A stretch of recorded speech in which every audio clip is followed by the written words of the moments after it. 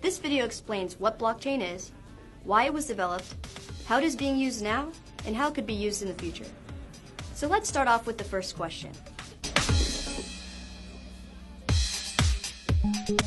What is blockchain? The word block is meant to represent a list of records, while the word chain is meant to describe the linked relationship between these lists of records. So imagine a list of records linked to another list of records. That's basically what the term blockchain describes, linked sets of records. The first known use of blockchain-type technology was in 1991 by Stuart Haber and Scott Stornetta.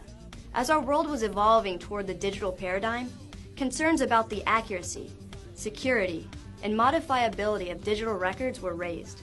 At this time, use of third-party timestamping services was the only option available that attempted to address these concerns. However, relying on timestamping services that could be susceptible to bribes or security breaches was not ideal. This is because it is imperative to maintain the integrity of digital records by ensuring they cannot be modified, backdated, or forward-dated. Otherwise, digital record storage was not likely to be adopted or to succeed. This brings up the next question. Why was blockchain developed? Haber and Stornetta worked on developing a technology that automatically ensured the accuracy, security, and modifiability of digital records using computers and mathematics. They decided to employ use of cryptology to achieve the desired level of privacy and security for digital record keeping. Now, cryptography is the study of secure communications, while cryptology is the term used when you study the application of mathematics to cryptography. In 1992, Haber, Stornetta, and a Mr. Bayer enhanced their cryptographically based blockchain technology by adding the use of hash trees, which are also known as Merkle trees. Let me break this down for you further. First, let's talk about hashes. I'm going to give you an idea of what hashes and hash functions are using social security numbers we receive in the United States. Here is a list of some random names that are commonly found in the United States. You can see they all contain different combinations of letters, and each of the names are different lengths. Next, let's imagine a list of unassigned social security numbers. You can see all of these social security numbers are in a standardized format. Each social security number contains a set of 3 whole numbers, a dash, 2 whole numbers, a dash, and 4 whole numbers. Now let's imagine the United States uses a computer function to map each person's name to a unique social security number. Regardless of the length of a person's name or the letters used within a person's name, the computer function maps it to the standardized social security number. Now, back to hashes. Any computer function that maps arbitrarily sized data, like a list of people's names, to a fixed form of data, like social security numbers, is called a hash function. Now, the output of the hash function is a fixed form of data, just like a social security number. And this output is commonly known as a hash value, hash code, digest, or simply a hash. Going back to how the word block and blockchain represents a list of records, let's imagine a list of social security numbers, or hashes. Imagine that each list of social security numbers are stored in blocks, and each block represents a region.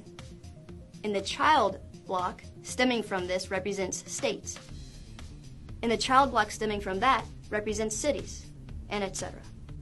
That should give you a very simplistic idea of what a hash tree is. Blocks of hashes stemming from each other that resemble a tree with branches and leaves.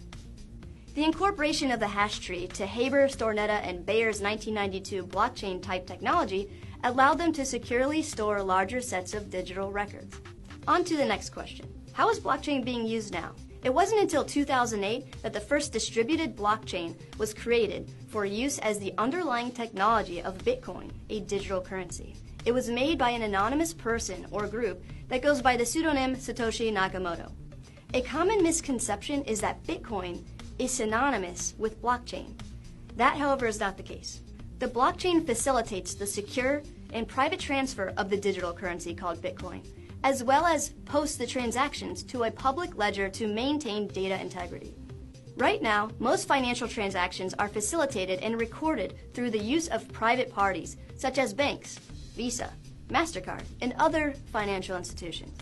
The Blockchain Foundation allows Bitcoin currency transactions to occur securely and privately, while maintaining the accuracy of the transactions by posting a time-stamped, unmodifiable record of the transaction to a public ledger without the use of a third party. Instead, it uses computers, mathematical algorithms, and cryptology to perform these functions, which allows a direct connection between the Bitcoin users by removing the need for a third party. So again, imagine a list of transactions as a block, and each block is being recorded on a public ledger. So as blocks of transactions are recorded on a running ledger, it creates a chain of blocks, hence the term blockchain. So where is this blockchain, and what does the term public ledger mean?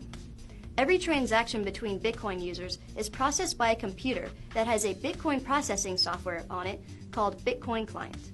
This computer is connected to other computers via an online network.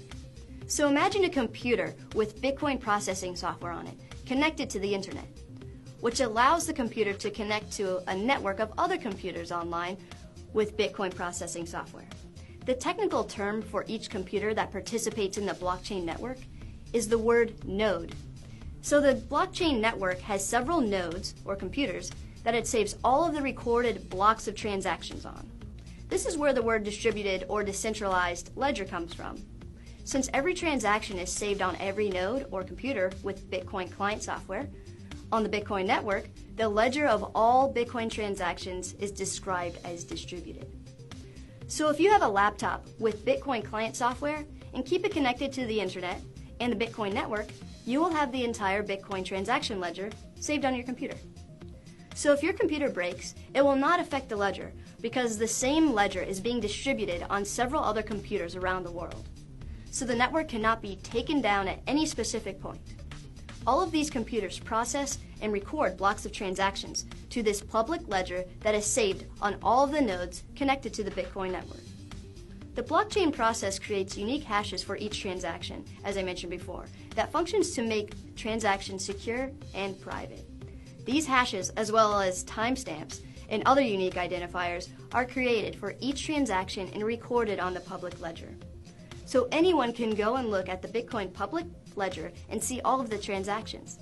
When you send or receive Bitcoin, you can identify your transaction by the unique hash that is created, the address of the user it was sent to, which is a randomly generated set of numbers and letters, or the IP address it was sent from. So on to the next question. How can blockchain be used in the future? How else can we utilize blockchain technology besides facilitating digital currency transactions like it does for Bitcoin? There are several applications for blockchain technology in multiple types of industries. Blockchain technology creates transparency, validates and secures records, manages smart contracts, and eliminates middlemen or third parties. Some examples of how blockchain could be used includes recording land record transactions or mortgages, maintaining digital smart contracts like wills or promissory notes, managing digital identities like passports or birth certificates, housing distributed cloud networks to store information like documents or media, and a myriad of other exciting things. Thank you for watching my video. Blockchain will revolutionize our economy and lives over the next few years. What do you think blockchain technology has in store for us in the future? What other information should we know and understand about blockchain that I may have missed? Leave your comments below.